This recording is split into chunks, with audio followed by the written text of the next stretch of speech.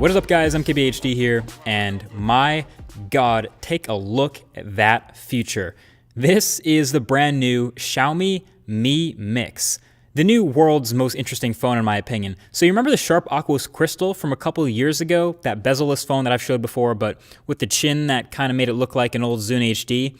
This Mi Mix is a 2016 reincarnation of that concept, and it's beautiful. I love seeing companies go all in on like crazy unique gambles like this. People like to keep saying smartphones are boring. Well, sure, we've technically seen this before, but this phone takes it to the next level. I don't care. It has a 91.3% screen to body ratio, so almost no bezel on any of the three top sides, and a small chin.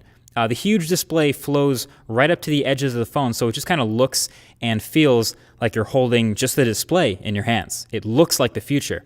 And this time, it's a 6.4-inch display, so you're fitting an absolutely huge screen into the footprint just a little bit larger than some phones today that have a 5.5-inch display. It's obviously still going to be a huge phone for pretty much everyone, obviously. I couldn't reach all the edges with one hand, and I usually can with any phone. But of course, Xiaomi thought of this, and they included in the software a unique little feature to bring the navigation buttons further up, reachable on the display. So you can reach them at any time.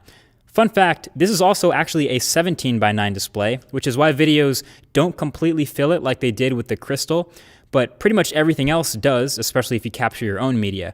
And the corners are curved. I don't know how much resolution from the official number you're going to be losing from this, but that curve, that is pretty. All four corners of the display are curved. And like I said, the chin isn't even that big this time. This feels much more 2016. You still have all your display drivers and your hardware and the front-facing camera and everything down there, but it's now all in a chin that's still smaller than the one in the Pixel, which isn't even bezel-less, obviously. It really makes other phones' bezels and edges look big. So the advantage, again, to having this display go right up to the edges, one, the camera, the viewfinder, looks amazing. It kind of looks fake at first, actually, but yeah, taking photos and videos with this camera is sick, really immersive. Watching videos is also dope. When it's a native video, since it's a 17:9 display, you also leave the nav buttons up and don't lose any screen.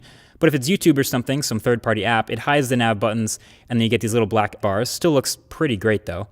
And yeah, just generally everything involving content, you're going to have this much more immersive experience. The display looks great. You got to get like a sick high-res wallpaper, obviously, get all your apps and games. They're going to look great going all the way to the edge. Now, the disadvantage, number one, would be, because it's so close to the edge, accidental touches. But the edge rejection in the software already seems pretty good, so that's a good sign.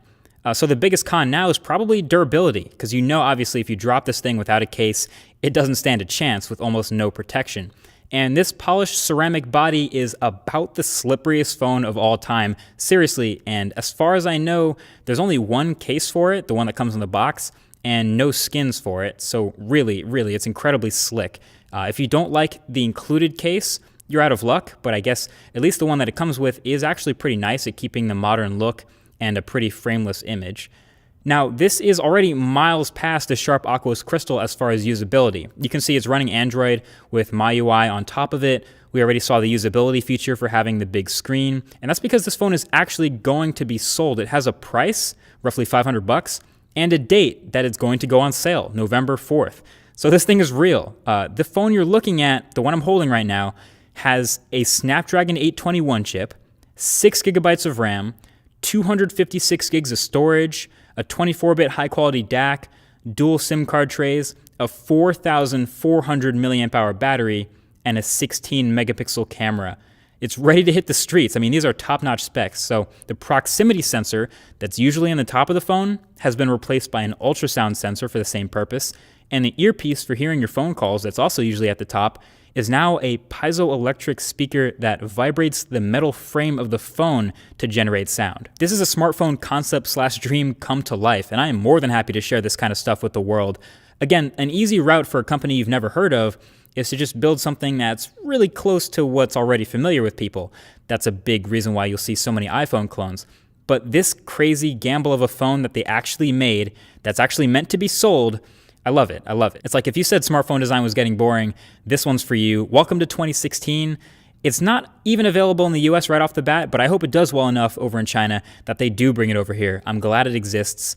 What do you think? Would you rock this? Just throw a Pixel launcher on and call it a daily driver? Let me know. Feel free to sound off in the comment section below. That's been it. Thank you for watching, and I'll talk to you guys in the next one. Peace.